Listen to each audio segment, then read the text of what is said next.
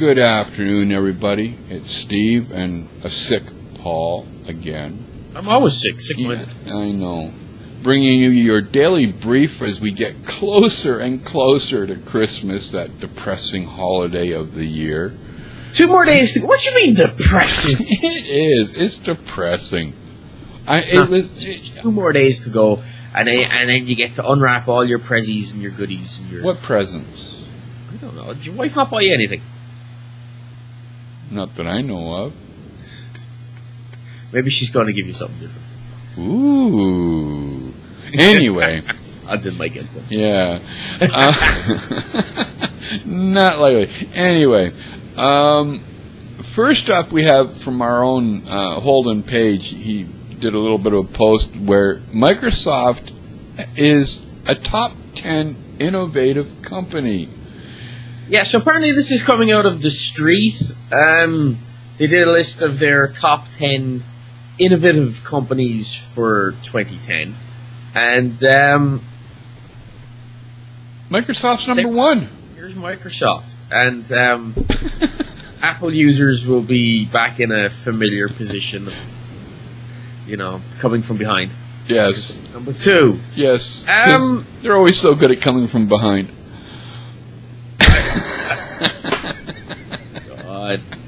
God. God. As long as they yell surprise first. Yes. And offer a cigarette afterwards. After a cigarette and a good reach around. Yes. But I don't know. I mean, the street are basically saying that, Windows Phone 7 is great. We don't know much about sales. We talked the other day. Yeah, but isn't this the same company that said that they've only sold 40,000 Windows Phone 7? It's the same company, yeah. I believe so. Yes. So...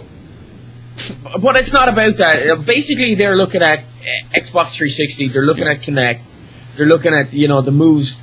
Nobody who's a serious gamer or pays any attention to Xbox can ever say anymore that that's just a toy. Yeah. It's become dominant in your living room. It's now delivering, live TV, sports events, your gaming, your music, your Netflix, and now you have Kinect on top of that. 2.5 million sales, 25 days, which everybody keeps floundering around. I'd like to see what it's actually at now. Yeah. But Microsoft. Everybody thinks Xbox, everybody thinks Windows Phone 7, everybody thinks Windows. But Microsoft has been doing a lot of innovation in a lot of places. Look at Bing, for example. Look at what's been going on there. They've been playing catch-up in some senses, but they've been earning market share without replicating the features of Google, for example. They've only just added a whole new bunch of features, but prior to that, they were still earning market share. Why? Because we're seeing Facebook integration. We're seeing all this sort of stuff, And Microsoft does innovate. Look at the Surface stuff. Look at, And when you talk about copying, it seems to be more Google is copying features out of Bing. Well, look, I think we have to sort of drop this notion of copying anymore. Yeah. True. If somebody comes out with an innovative feature that others haven't done, it's going to be duplicated because it makes business sense. Yeah. I mean, if that didn't happen, you'd have cars. What would happen after people start, somebody came out with a 4-wheel car? Oh, dear God, you can't put 4 wheels on a car because you're copying Toyota. What? You know what I mean? Have you seen a 6-wheel car? I've seen a number of 6-wheel cars over my time. No. But it's the 4 wheels in the front, 2 in the back. I don't get 4 wheels in the front. Neither did I when I saw the picture. Is it like front-wheel drive? I don't know, but it's supposedly a supercar. It's a 6-wheel supercar with car with 6 wheels. Yeah, with four of them in the front. Yes. Anyway, it supposedly helps. Put a picture up of it on the screen after the show's done. So everybody can see what we're talking about. Can have a good laugh. Speaking of speed. One of the things we all like to do, especially those of us on landline internet connections, is to test how fast our speed is. Yeah, because we wanted to press ourselves after versus what we're paying for versus what Yeah. telcos are actually delivering. Yeah, what we actually get. Well, Windows Phone 7 users can now feel that same depression because there is apparently a nice little tool that came out of XDA developers that allows you to test your speed results. Yeah, and it works on 3G and Wi-Fi. So. Yes. 4G people, I don't know. Maybe it'll work for you too. But Either way, it's going to be depressing. You can almost guarantee it. Almost guarantee it. well, there's nothing worse than finding out you're paying for a 10 meg down connection, or worse. I'm not so worried about the down as much as I am about the up in terms of what we do. There's nothing worse than finding out you're only getting like half of the up speed that you're paying for. That like drives 800K. Like that really sucks. Sucks bums. Yes. Another thing that's been making the news as far as Microsoft and CES is the rumor that Microsoft could be porting Windows to the ARM architecture. Yeah, but let's be honest, okay? We're seeing a lot of rumors lately. Sean posted on Techno Buffalo today. We talked about it last week. Are we going to see Windows 8? At least in some sort of a demo form at CES. We pretty much think so. That it's too early to drop the cat on that one. But with regards to ARM, I mean, the benefits of going to ARM is that ARM is, for those of you who don't know, is the processor that basically powers everything mobile. If it's a handheld device at all, it's probably an ARM processor, because while it's not as efficient or as powerful as, say, the by86, the x86, it's very, very good when it comes to power consumption. Yeah. And that's where it wins out. We're seeing people sort of naysaying the idea of porting Windows to ARM. I really think it would be a very good move, because people think that, okay, ARM won't be powerful enough to run Windows 7. ARM would be powerful enough to run Windows 7 when you turn off, when it's not running Aero, when it's not running all of that sort of stuff that is sitting there sucking up processor power. And, when it's optimized, when it's recompiled for that, you get a very different thing. The other thing that people are forgetting about, too, is that, in a sense, Windows is a very modular thing. Everybody complains about the interface, but the interface is a shell. Yeah. And you can change that shell. And as we talked about before, there's we talked about the interface McKellen, which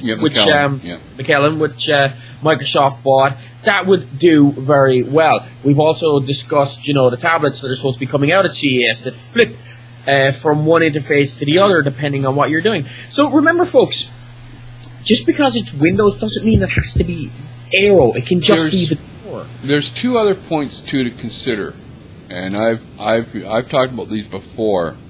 Number one, the license that Microsoft bought from ARM is like their it's top. It's a full license. It's the full. It allows you. It actually allows you to design chips. Okay. So unlike what Apple got, which was just basically a basic license to use the ARM chip. Exactly. Okay. And here's the next thing, right? Just because they port Windows to ARM doesn't mean it has to be, again, Windows in its current form. Exactly. All they have to do is stick the embedded tag on it like they do with Embedded Now, and allow manufacturers to only use the bits that they want. It means you don't have to have all the services. You don't have to have all the code. You don't have to have, if you don't have Bluetooth, don't bother having that in there screwing everything up. Now, there's also one other point too, and I've raised this, and we've talked about it before, is that Windows 8 is, as Ballmer has said, is the riskiest bet that Microsoft is making on their Windows operating system. Yeah. My best we're in agreement on this one. Yes. My best guess is that we will see a 64-bit, totally recompiled reworked Windows 8. Yeah, you'll probably see 2 versions of Windows 8. Now, it doesn't mean that, look, okay, there'll always be UI enhancements and all that sort of stuff with each new version. The only reason Windows 8 will be incredibly risky is because they are going probably to drop 32-bit support. Exactly. And why not? You know, at this point. The time has come. Because half the Windows 7 installations out there are running 32-bit, but they're capable of running 64-bit, you know? Yeah. And we'd probably see Windows 8 come in 2 versions. Windows 8 64-bit and Windows 8 ARM with a different UI and optimized for mobile platforms. Yeah, and I can see that, but I can also see the possibility of the 64-bit being a dual layer, all right? But it's strictly 64-bit. No, like the amount of code that they would be able to dump from Windows just the amount of legacy support. Oh man, it would be insane. Yeah, and the changes it would allow for would, I think. Yeah, and I mean, even just on the hardware front, right? All right, you're going to drop 32-bit, right? So what else can you drop along if you're going to drop 32-bit? Drop support for USB 1.0 devices. Yep. You know what I mean? Go strictly USB 3. Well, you might 2 years. You still have to support USB 2, but USB 1 you could drop support. You're gone. Gone. Because those devices are only being used by people who haven't upgraded their machines in forever, so they wouldn't even be able to run it. You know what I mean? Any 32-bit graphic drivers out the window, gone. Okay, we like one of the things that people noticed when they went from Vista to 7 was that actually Windows 7 was smaller. Yeah, it's a smaller install. It's a smaller code base. Now imagine that again with absolutely no 32-bit support in it. I would swear you could probably cut that in half. There's no need for it, right? For the last 18 months, year or more, when you walk around, go to the Best Buy, go into anywhere, will you even see a 32-bit machine anywhere? No. Nowhere. Even I was in Best Buy last night, right? Literally last night, and even the notebooks in there were sporting 64-bit chips. Dual core. Dual core, yeah. You know? You can't even, I don't even think you can buy a single core 32-bit laptop anymore, period. And you can go to Tiger Direct and you'll pay over the price for them, but they're old and they're refurbished. Yeah. But the point that I made in regards to this whole CES and this rumor about Windows 8 is that my expectation is that when Ballmer hits the stage, we will not see a product line based on ARM. But what we will have, I believe, is the statement that ARM is coming. Yes, we will have a declaration of intent of what Microsoft's plan roadmap is. Possibly even a roadmap. Yeah. That's where I think we're headed with that anyway. Well, it has to come. There was no point in purchasing that license with ARM. Yeah. Otherwise, no. Even for the mobile platform, even for Windows Phone 7, which obviously has many benefits having that there too. Yep. And also remember, this gives Microsoft the opportunity, especially with the ARM, with the license they've purchased, to develop their own custom chips and to remove parts of the ARM chip and architecture to cut out what a device isn't using. The ARM architecture supports a lot of stuff on the die, but if you don't need it, cut it out, save power, and that's what they can do. All right, let's move on to something else before everybody. Just on the fun side, everybody knows when it comes to Xbox or now the Windows Phone 7, you've got your little avatar, and it's pretty well static kind of thing. Well, apparently there's an avatar gadget you can get now that will let you liven up your avatar. with different things. Like, well, they've got this one here holding a coin that it can flip, or there's a lighter it can turn on, or it's got a stand that you can have a double avatar sitting on. Just okay. So basically, what this is called Avatar Gadgets. Yeah. And folks, if you visit Xbox Live, Xbox.com, and you go in, you log in into your avatar, it just basically stands there. Every now and then it'll do a woo and an animation and whatnot, but it's pretty much useless. But what this does is it adds functionality to the avatar. Let's say, for example, myself and Stephen can't decide on whether or not we're going to record at 4 o'clock or 5 o'clock tomorrow. We say we're going to toss a coin. As useless as this functionality may be, you can actually have your avatar toss the coin for you. Yeah. It's silliness. Yeah. It's pointlessness. But it's a bit of fun. Yeah. Oh. Okay.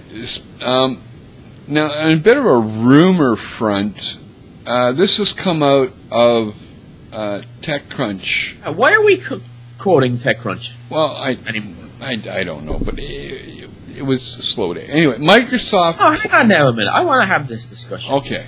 Neither of us like TechCrunch. I don't even subscribe to TechCrunch anymore. Because, first off, I can't take another MG Signer post. I know. And secondly, there's just something about Mike Arrington's writing that just sets my teeth on edge most of the time. The next web? Let's stop quoting TechCrunch. I don't. All right. I don't do them in my day to day. All right. This will be the last quote from TechCrunch. All right. Promise. Use MGC. New Year's Eve. Promise. All right. New resolution. No more. Yes. Is Microsoft plotting a Yelp competitor named Postbox? Apparently, they have gotten themselves a trademark registration for Postbox. That, okay, to qualify this, the description provided to the USPTO for Postbox is online business directory featuring restaurants, bars, nightclubs, tourist attractions, entertainment, sports events, seasonal and holiday events, and providing online information concerning restaurants, bars, nightclubs, tourist attractions, entertainments, and sports events, seasonal and holiday events. Blah, blah, blah, blah. Yeah, it's Yelp. Yeah. Why? Seriously. What has Microsoft got to do to play in that space? I can't see this as a standalone based on the description. I couldn't see like going along to postbox.com rather than yelp.com. How I could see this, however, would be part of the live experience, the live functionality. Just bear with me here for a minute, right? So, you go to Bing, for example, right? And you have your Facebook results there and everything now already in Bing, and you've got your likes, okay? So one of your mates likes a restaurant in the town that you're in, and you can then click on a link in Bing, and now you can get updates about that place and find out about it and what it is, and it shows you that on Postbox. But what it also does then is it integrates across everything, across your MSN Messenger, your live.com, your Bing, and even your email, and you get notifications about events that are happening there and events that you visited, and you can rate the event and you can tell your experience, and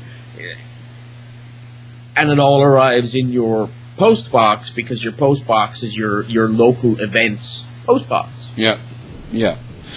That makes sense. This is pure speculation because we've got nothing to go on other than a name and a brief description. But I just can't see it being a sort of a visit postbox.com to find out what's happening in your area, because that is the wrong name in that respect. Yeah. But if the Postbox is referring to the functionality, I mean, you must remember, what does a Postbox do for most people these days?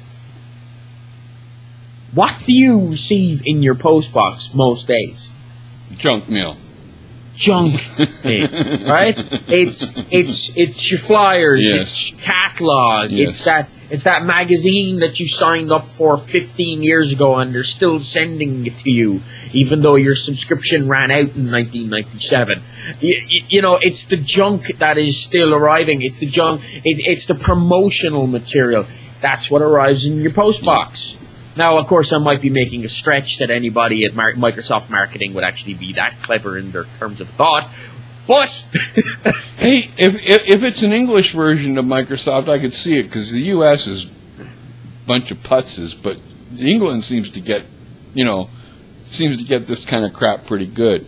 Well, you see, it's not called a post box over; it's called a mailbox. Yes. Well, it is a post box. They just have their red post boxes. Yeah, and they look like Daleks gone wrong. Yes. And in Ireland, we have the green post boxes. Yeah. And the black ones. Okay, this last story has absolutely nothing to do with Microsoft, has absolutely nothing to do with Windows. It's more of a personal thing from me as somebody that's run a community known as WinExtra forums for a number of years. It's a PSA. Yeah, of sorts. The story is out of the Next Web, and it's called "Can Facebook Help Addicts Quit Drugs?" And the short form of it is a Dutch branding agency has set up a drug addict by the name of Monica with her own Facebook page. As she makes her way around the Dutch city, she wears a bright blue jacket bearing the text asking people to befriend her on the social network. This being the idea of people showing that they care about her, that they're trying to help her or whatever. For the last 10, 12 years, I've run Windows forums. And we've had people getting married that have met on the forums. We've had grandchildren that have, been born from people on the forums. And we've had good friends that have died. But we've also had a couple of people that part of the forums is also we have a chat, an IRC chat room. And two that I know of specifically have told me point blank that prior to joining in with the chat room and joining the forums, they were bona fide alcoholics. And that if it wasn't for the friendships that they had formed in the chat room and in the forums, they don't know if they'd still be alive. Yeah, I mean, a lot of where this logic is going is that, it's about having distractions away from your addiction. It's about having support and people that you can talk to. It's about meeting people who aren't part of that problem, who can provide you with an outlet and a means to talk.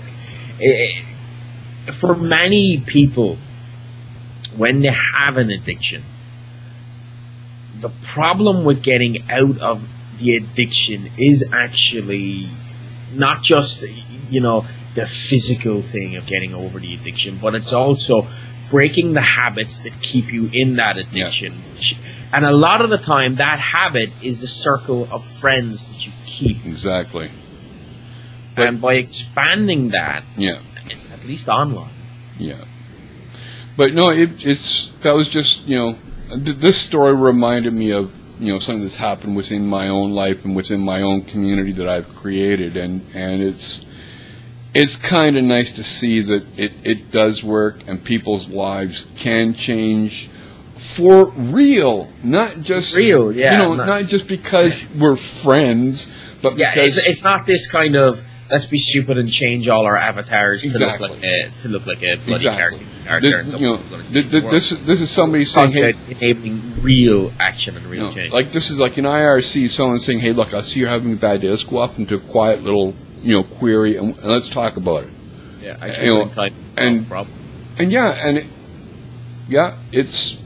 I'm not quite so sure about this girl wandering around in a big blue jacket. There is a video that goes with it that might explain it better, but I was just using it as a launch point into my own experience. It's a good idea as to how social media really can help Yes. people and be a medium for change. Yeah. And with that in mind, I would just like to say that, you know what? It's the simplest thing in the world. Maybe if you do know somebody with an addiction, try getting them online. Yeah. Because it really is about breaking the habits. And it starts with little habits to build up to the big one. Yeah. I don't know, it's an idea. Yeah, but on that note, folks, that is our show for December 23rd. 2 more days to go. 2 more days to the big yeah. present unwrapping, and Yes. tomorrow it's Christmas Eve. Yes. So we will be back tomorrow. Yes, we will be. And Assuming Skype doesn't do what it did yesterday and Yes. put out hours and hours and hours for practically everybody in the world. But on that note, folks, this is Screw you, Stephen, and that's Paul, and we both wish you a very Merry Christmas, and we will see you tomorrow. Have a good evening and an afternoon. Good one, folks.